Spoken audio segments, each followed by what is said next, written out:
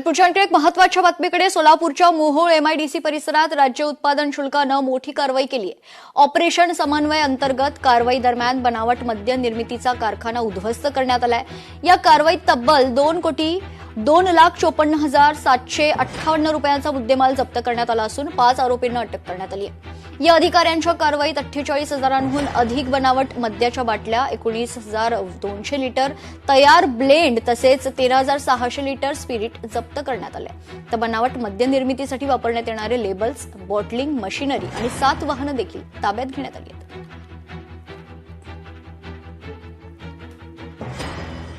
बनावट देशी मद्य निर्मिती चालू असताना तिथे मोठ्या प्रमाणात देशी दारू निर्मिती करण्यासाठी जे वापरलं जाणारं अल्कोहोल किंवा स्पिरिट आहे हे मोठ्या प्रमाणात आढळलेलं आहे.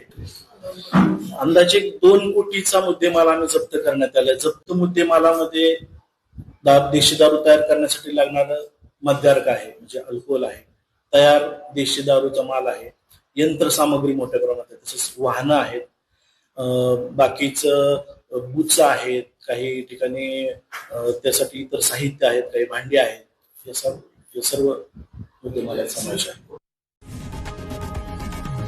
लोकशाही मराठी ऐका, पहा, जागरूक रहा.